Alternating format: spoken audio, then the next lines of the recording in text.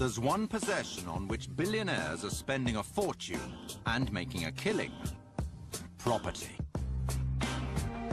Penthouses, stately piles, fairy tale palaces to leave no one in doubt who's king.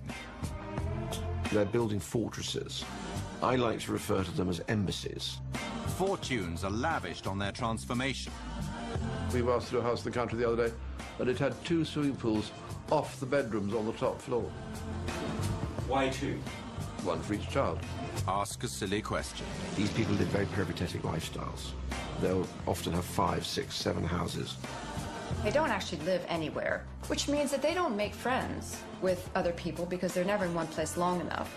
There's a sense of impermanence in a lot of their houses because they don't invest in their lives in the same way that we do. It's just stuff. It's all tradable. These are the most coveted houses in the world. But to many billionaires, they're not so much homes as appreciating assets. I can think of one client who has multiple properties, one in the country, and every morning the housekeeper makes sure that the flowers are fresh and the water in the vases is clean, and the driver and the handyman make sure that everything's working. And the employer has never slept there. There's one city that attracts the international super-rich in their droves. London. London's become the sort of billionaire capital of the world. Their wealth has accelerated at a rate that one just simply couldn't believe was possible 15, 20 years ago. The rich are getting richer, and certainly that gives them opportunities. They're buying more and more properties around the world. The biggest draw for London to super billionaires is somewhere to park money. Let's invest it in property. It's so buoyant at the moment. London's such a bubble. Today, London is a home of sorts to over 100 billionaires. When everyone is moaning about overseas people buying in London, this is not bad. This is a sign of success. Just look at the skyline now with all of these buildings. They weren't here 15 years ago. Waves of excited foreign buyers sashaying into the UK property market have created a whole new class of real estate. It's known as super prime. They're queuing to snap up top-end British real estate gems, like this £25 million mega mansion in North London. The gardens are exquisite. It's got a magnificent little lodge as you come in. It's got a guest house. It's got garaging. And, of course, it's got a 9-hole golf course, which I don't think many houses have in prime central London. At 20,000 square feet, there's enough room to swing a tiger in here. And toy-wise, well, even the most restless billionaire would be struggling to complain, but then there's no accounting for taste. I can't really see the benefit of the cinema, which means you've got to invite people over to watch a movie. Well, do you really want to do that? I mean, you've got people who've got televisions in every single room, including the bathroom, and you wonder how much time you can spend in a bath watching a movie. You know, you end up like an old prune at the end of it all. The type of buyer who's looking for a house like this will want to perhaps replicate what he has in his own country. It's more likely to be somebody who is Eastern European, for example, he's from Moscow, he'll live just outside Moscow, or it'll be a Middle Eastern family where bedroom count is very important and gardens are very important. They very much want new and they want shiny because they're purchasing very much in order to impress their friends.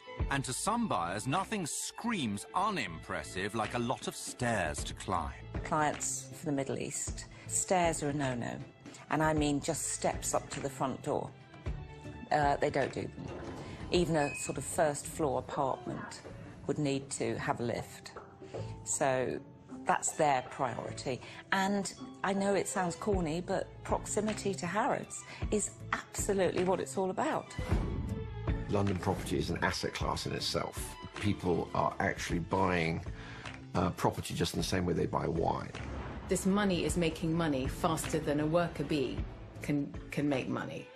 So capital makes more money for itself than somebody working to earn a living. For the showier high-end house hunter, property is all about one-upmanship.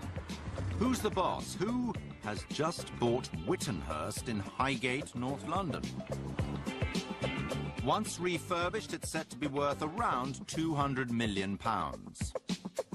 It's the second largest mega mansion in London, after Buckingham Palace. Well, there's always one, isn't there? But size isn't everything for another group of billionaire property buyers. What stokes their ardor is location. It's like a four-horse race. If you put a leader table, Belgravia would be at the top, then followed by Knightsbridge, Mayfair and Chelsea.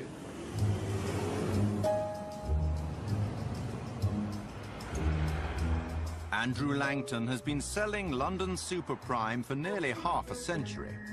If you are approached by a buyer who says, I want to find a house with scale, volume, important location, you've got to say, well, Belgrave Square is right at the top of the list. I mean, like Seaford House over here, I mean, that is as fine a house as you'll ever see anywhere in this town.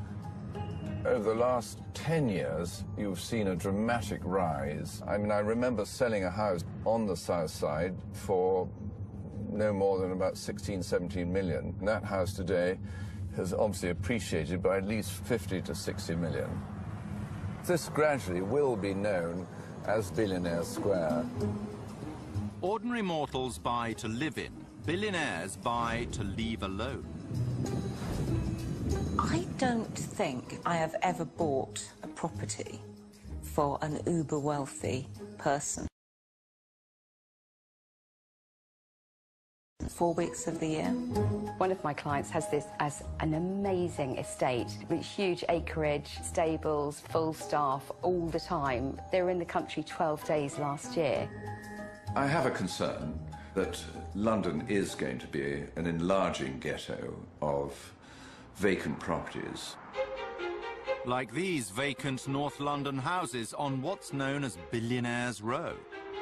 I've seen examples of that, particularly in Hampstead, where one owner had about 7 houses and there were more butterflies flying around that house than there were people because of the amount of buddleia growing out of the roof. A very rich person once told me when he was explaining his elaborate plans to move around the world, he said, in this milieu we travel. I don't think that there is that kind of heart of the home that we have. In my house, everybody gravitates towards the kitchen. To me, that's home. But I don't think that the ultra-rich necessarily have that. Coming up, when property gets extremely expensive, even for the very wealthy. The Venetian Palace is obviously one of the most expensive properties on the planet. Almost 100 million euros is a lot of money, even for very, very rich people. And billionaires on the up to 7-star hotel living in the sky. You live in a fortress of great wealth, and you keep out poor people. For billionaires, more property means more bills, more staff, and more one-upmanship. And nowhere is this competitive element fiercer than on the French Riviera.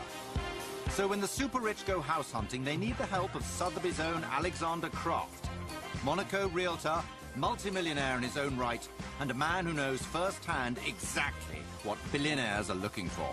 I think I may be the ultimate estate agent in that I live a lifestyle that's very close to the lifestyle of those clients. I really do understand them. I have 5 homes in 4 different countries. I'm certainly not super rich, but still I have this little collection of homes. I also like cars, which are very nice toys, and I keep them here in the country house to play with. So my English side again, I got a Bentley, an Aston, an old Jag. For the Italian moments, an Alfa Spider. I think today I'd rather take the Bentley because it's really the most comfortable. So the smoothest ride is always a Bentley. Today, Alexander is day tripping to Cannes to view a property he's been instructed to sell.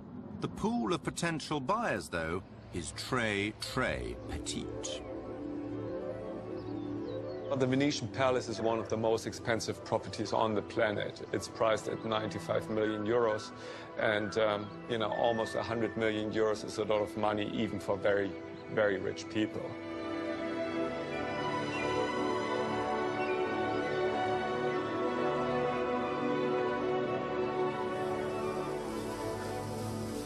The Venetian Palace is based in one of the best areas of Cannes. You're overlooking the entire coast, you can see the sea, so it's in a very privileged position on the Côte d'Azur. Alexander, how are you? In a scene straight out of a Christian Dior advert, Alexandra is given the grand tour of the property by Sotheby's colleague Pascal Monti. Yes, this is a Palais des Nations. Wow. Pretty amazing, isn't it? How big is it in total? In total, we have like 3,000 square meters of living space. Wow, okay. That's 32,000 square feet, or 34 times bigger than the average British home. So this is pretty nice plot. So this is the main reception area? Yes, this would be the main reception. On one side, we could have like the living room. On the other side, like a dining room, depending on the need of the client. This vast, wonderful space is silent now, and is likely to remain so even when it's eventually snapped up. What this new class are is they are sort of super beings. They don't actually live anywhere. I call them, you know, cosmocrats or globos, kind of these global citizens with multiple houses, often multiple nationalities. So they don't actually live anywhere, which means that they don't make friends with other people because they're never in one place long enough. The socialising that does go on at home is between work clients, so it's clients coming in for dinner, and that's quite a formal occasion. It's very much an entertaining sort of feel to the evening, rather than friends getting together for a curry. Thank you. Wow, what a view. This is pretty amazing. Koi? This is Koi, yeah. Yeah. Sure. So I have a question for you. Tell me. How do you get over to the island? We get a remote for that. Oh, I love it. Just push it, and here we Electric are. drawbridge, this is the 21st century. You know, a lot of people who are going to love that, I think. I already got some people in mind for that. Oh, that's perfect. That's amazing. A drawbridge. Even out here in the epicenter of one-upmanship, it's an impressive flourish. I think for the super rich properties, real estate is very important, because real estate is also an outward expression of your success, of your standing in the world. There's quite a lot of, you know, competition and rivalry between the super rich. For many people, it's a question, you know, am I at the best address? Do I have the biggest property on the Cap Ferrat in southern France? Do I have the biggest house on Eaton Square? Do I have the biggest penthouse on Fifth Avenue? As if it would be perfect property for a Russian buyer, for example. Yeah, I do think so too. They love always newer properties with all the gadgets, with all the extras, and a lot of space as well. Yes, exactly. Maybe also by like a Middle East investor from as the well. Middle East, yeah, absolutely. Qatari, perhaps. Well, this property obviously is designed to impress. This is designed to awe. And I think when one arrives here, just, you know, the scale, the proportions, the layout, people who will love it, there will also be people who hate it. The cleaner for starters, and probably the bloke that mows the lawns. Once again, huge property, huge commitment. I do think there's stresses to having several houses. Even if you have 17 PAs and house managers, that ultimately you're going to have to take the call that the hurricane has just swept your island down. The super rich have problems that no one can understand, except they're equally rich social competitors. So it means either you can't talk about the things that you do in your life because the person is going to resent you, or say, or worse, they might make fun of you. And the super rich live in fear of being made fun of. So what do? You surround yourself, you go to St. Moritz, where everybody is just like you. And then you talk about the problems. The main conversations amongst the rich is the problem of having to pay tax. Paying high rates of tax is, of course, a high-class problem. But it's one that can be easily swept under the Persian by landing yourself here in Monte Carlo, capital of the Principality of Monaco and the king of tax havens. As a result, it's top of the league for its property prices. Monaco is the second smallest country in the world after the Vatican. So obviously, you know, growth has to be upwards because there's no other way. Square meter prices in Monaco are amongst the highest, if not the highest in the world. They start somewhere at 30,000 euros, but can go up all the way to more than 100,000 euros per square meter. So why would anyone want to swap a palace in Cannes for a mere penthouse in Monte Carlo? For the super rich, Monaco really has a unique appeal because obviously you have the tax advantages, but frankly there are many tax havens around the world. Almost nowhere else in the world you are as safe as you are in Monaco. You can wear your jewelry, your watches, your car without any problem, without thinking twice. Hello, Deborah. Hello, How are Alexander. you? Alexander has recently added this Monaco apartment to Sotheby's books. Wow. So they just completely restored the apartment, that's it? Exactly. Okay. This is something rare, you know, a nice contemporary apartment like this. Very nice pieces, very good art. I love the mixture. It's really unique. Wow, that's what I call a view. I mean, this apartment is amazing because you look really in all directions, right? You have Italy over there, you have the sea there, you have the yacht club over there. I mean, all the landmarks in one building. So, I mean, I think this is an apartment that appeals almost to everybody, right? It's perfectly renovated. The size is... Yeah, it's huge. I mean, from Monaco, 500 square meters. That's just over 5,000 square feet. The kitchen's a little bit special, but there are only 3 bedrooms. Still, the master bedroom has his and hers dressing rooms and a bathroom that provides the unique platform to show the whole town that size isn't everything. You see this view? Well, if you take a bath here, it's like swimming in the sky, isn't it? I mean, blue everywhere. Doesn't get much better than that. What do you have here? You have... Concierge, You have a pool. Pool. You have a small restaurant next to the pool. All right, okay. And we have shops next to the... Okay, next to the, parking spaces. Parking space and cellars, of course. Yeah, okay. No, I mean, definitely, I think 40 million easily. Come again? 40 million easily. 40 million euros for a 3-bedroom flat is the astonishing price of tax avoidance for the Monaco-bound billionaire. But in this 6 zeros world, massive financial hits are simply another cross to bear. The global ghetto of great luxury which the very rich live in, it's a form of security. It's like a fortress. We live in a fortress of great wealth, and we keep out poor people. They are increasingly living in a bubble. They're very lonely. I mean, that's, I think, one of the key things that we've noticed. I mean, they're in their gilded cages, and they have everything they can possibly want, but they don't exactly have a life. Coming up, billionaires dig deep, for when you run out of space in London, the only way to go is down. You find the leisure centre, the swimming pool, the gymnasium, the cinema. Sauna, steam room, plunge pool, and an art store. I mean, obviously, everybody has to have an art store. About half the road disappeared into an enormous hole. It looked like a bomb crater. We were frightened that the house was really unsafe and that we were going to wake up in a pile of rubble in the morning. Super prime property in central London is mostly old, beautiful, and protected. Even the high rollers can't build high-rise, and this vexes them. So they're digging down to create hidden treasures. You know, I was driving down one of the prime West London streets the other day, and the whole square was just a sea of skips and hoardings at ground level, because every other property was digging down. It's the latest form of competition between the super rich. You can hear the drilling all the time because everybody's creating their iceberg houses so they can make a 10 million or a 15 million pound mansion into a 20 million or a 25 million pound mansion. Bigger is better, and biggest is best of all.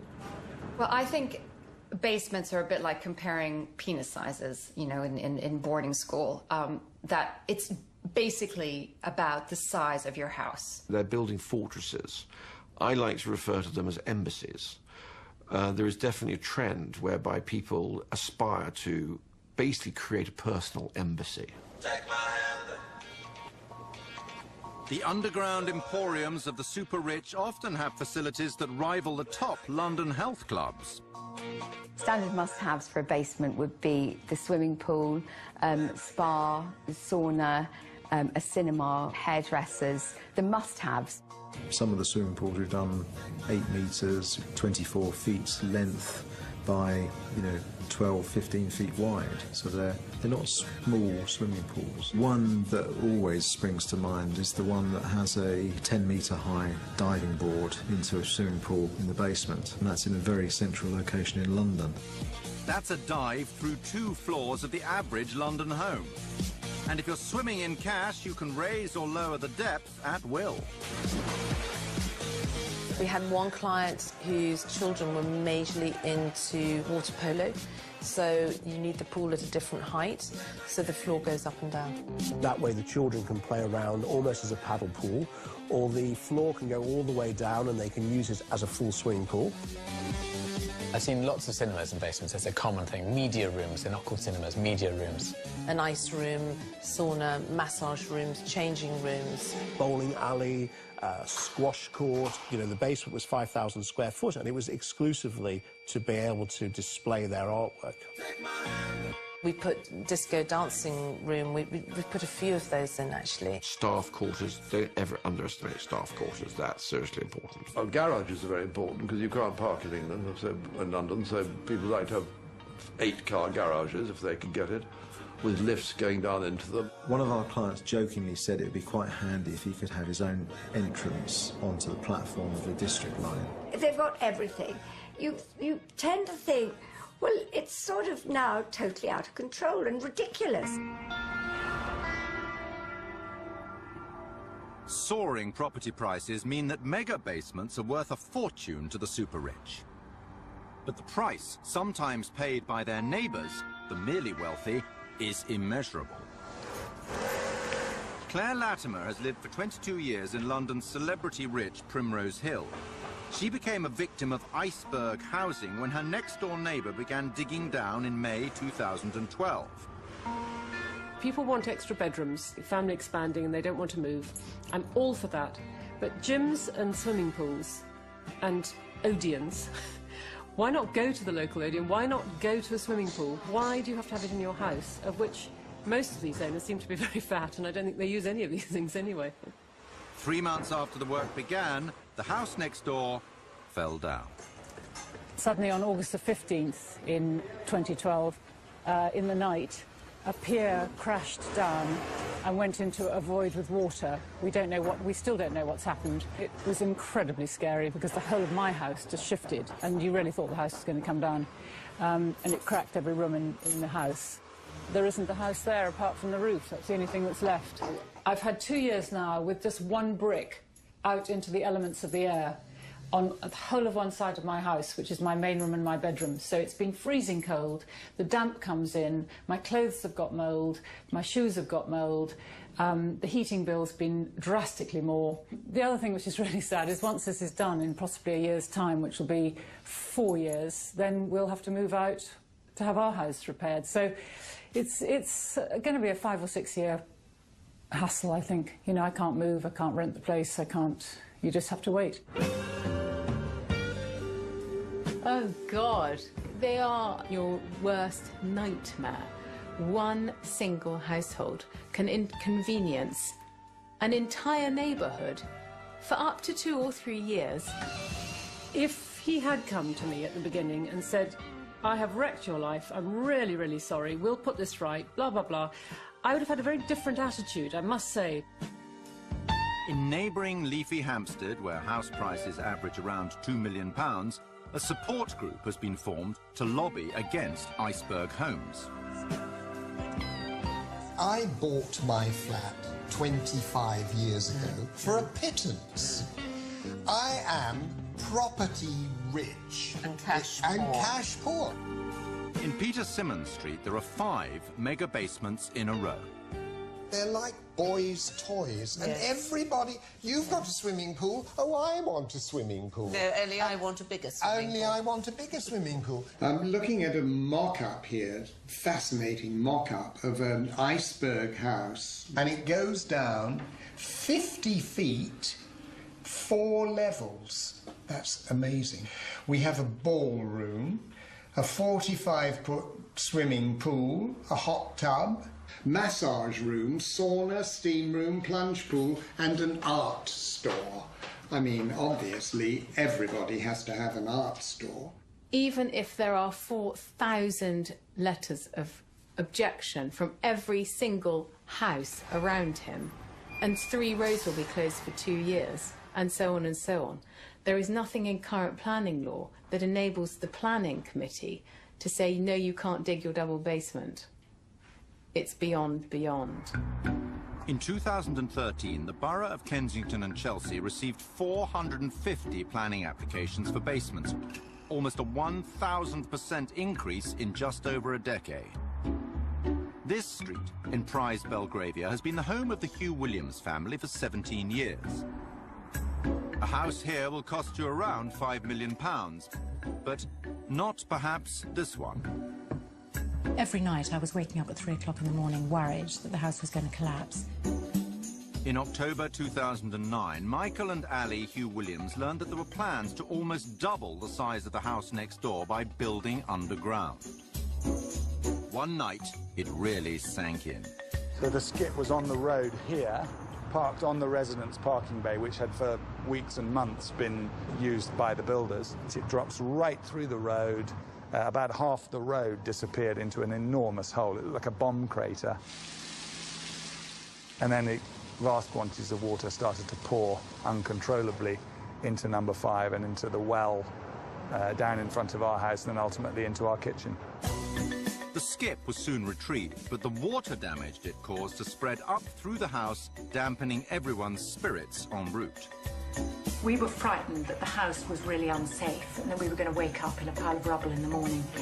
And if at all, I've had a couple of emergency engineers to visit in the night at the beginning when the ceiling started to bow and the floor dropped. But they've reassured me that it's okay. But at every step, we've been experimenting, so we didn't know if it was okay and whether or not we were going to be killed in the night. The estimated cost of repairs is £350,000. But there's another problem. Nextdoor has been sold. The offshore company that used to own it has been liquidated. It seems absolutely ludicrous to me that the house itself or the original owner cannot be traced. He's just walked away. The people who are building double and triple basements do not live in London and do not plan to live in London long enough for you to throw things at them when you see them. I don't think any of them ever use them. I think they know that they're like trolls lurking in caves down there. So they only really do it because they can and because it means their house will be worth more money. Coming up, how billionaires are replicating the world's most luxurious hotel suites in their own properties. They're really like 5-star hotels, which are serviced all the time. They want it to be unlike what they see in anybody else's house. Oh my gosh, I'm spending £1,500 for one place setting. Excellence is what they want more of. They want them to be Uber Hotel. From the outside, prime London real estate looks much the same as ever. But behind these facades, the super rich are transforming their property on an epic scale. What the super rich have been doing is trying to turn London townhouses into mansions. One by one, every single house is growing by a third, or doubling up, or the recent trend is you buy 2 houses next to each other, and you knock them through and create one larger house. I think in Regent's Park recently, and knocked 7 houses together. Constantly round here you'll see perfectly nice kitchens being torn out. It's no different to buying a house and seeing that the colour of the wall is wrong, so you elevate that somewhat to a billionaire, they can rip everything out and start again. When somebody is throwing something out that's worth a lot of money, it can be quite challenging, and the kind of moral side of that. The wife of a hedge funder will rip out what was last year a very fashionable Provençal, rugged kind of country kitchen, and installed enough stainless steel so that you could, like, disembowel a corpse in there. Billionaires are having to spend more money to buy their trophy homes, and the more they spend on the trophy home, the more they're prepared to invest in it to make it the most beautiful. You know, everyone's busy choosing things to buy. But also, it's a sort of raison d'etre thing. I have a client who had 5 staircases commissioned, 5 beautiful, beautiful staircases, and then it was thrown out because she'd been travelling, she'd seen a different one. She came back, we've got to change it, this is what I want now. So they're just ripped out and they're cast away. For top-end architects and designers, the Billionaires' desire to gut the old and install the completely new is opening up fantastic opportunities to be creative. The technique.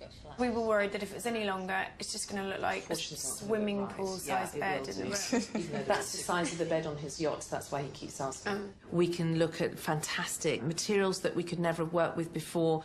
We can work with real craftsmen and skill and trades to create one-off beautiful collector's pieces that will become the antiques of the future. They're prepared to spend significant sums of money, eye-watering sums of money that we can't even imagine. I do have to sometimes sort of hold back or pinch myself and go, oh my gosh, I'm spending 1,500 for one place setting of a beautiful handcrafted cutlery set. They're putting in some of the finest marbles in the world. They're putting in the most up-to-date, state-of-the-art technology, etc. These things cost money. I mean, you know, the Medicis are back in town. The top floors of this unassuming block of flats on Park Lane are being ripped apart to create a 7,000-square-foot triplex apartment. With views over Hyde Park and the City of London, this will be the largest and most luxurious penthouse in town. The top end of the market now, the phenomenon at the moment is the branded property. You have the Armani flats, or you have other big names. One of the biggest names in the property game is that of interior designer Nicky Haslam. He's no stranger to extraordinary requests. We were asked to do a house in the country the other day, but it had 2 swimming pools off the bedrooms on the top floor. Why 2? 1 for each child. Beyond the 3 or 4 swimming pools and a huge kitchen, I think people now practically want a private airfield. They want to be able to land their jets on their own property. Wouldn't that be wonderful? No jet-set flight of fantasy is impossible. And here's going to be the famous staircase. Lovely. I love it going up and then back. It's going to be great, isn't it? Yes. The brief was to make it as luxurious as possible. They can walk in straight off the plane, the private plane. The whole point is to sort of come in and say, wow, isn't this magic? This is what we want. Amazing. Let's go to here. It is a wonderful space, but to keep seen it all before billionaires parting with their money, well, you need to throw in a few tricks. So the bookcases will swivel and then just gently move back. Move back. So you've got 1, 2, 3, 4 motors to swivel, and then everything just moves across, revealing the come in, Mr. Bond, into the studio. Exactly. Yeah, excellent. People love it when you press a button and suddenly the walls fly apart and you've got an enormous room behind you. And if you can't physically add more space, paint it in instead. Yes. Each side of the bath. Each side of the bath. Reflecting the view of the park, sort of. That's right. We're going to do some scenes from Hyde Park, the Serpentine. Wonderful. Painted in a stylised manner. And the television there. Mm-hmm. The second one you've done is there aren't that many super rich that have a wonderful taste. The super rich really want pretty actually standard stuff. They quite like it looking like a very good hotel, it must be said, because hotels have that kind of very new, up-to-date quality that makes them feel secure. Have you got anybody in mind? We have, yes. Good. There's somebody who always stays at the Connaught, loves the Connaught, but wants to have something a little bit more long-term. And instead of sort of whizzing in, whizzing out, staying in the apartment there, they're thinking of taking this more for a long-term basis. On the lower part of the triplex, they can use as their office and for meetings. Up here will be for more for the wives and the families. So I've probably given it away that it's Middle East. Yeah. And what we're all dying to know is how much is our Middle Eastern billionaire going to have to stump up to keep hers indoors happy? We'll be quoting over £30,000 a week. And plenty of room for staff? Yeah. Always on the move, billionaires just can't get enough of their faux hotel rooms. It's got to be the Rolls-Royce of machines for living in. You see an absence of patina or sort of depth and personality in them. They're like five-star hotels, which are serviced all the time, but they have that hotel feeling when you're in them. And the reason for that is because they don't invest emotionally in their properties. Individual taste, in the sense that taste means an idiosyncratic way of articulating your beliefs and values through the things you wear or the things you acquire. This has no meaning in this world. I mean, the taste is homogenized. But sometimes, if it looks like a hotel and feels like a hotel, there really is a hotel attached. Number 1, Hyde Park, the most expensive block in the world, is serviced by the 5-star Mandarin Oriental.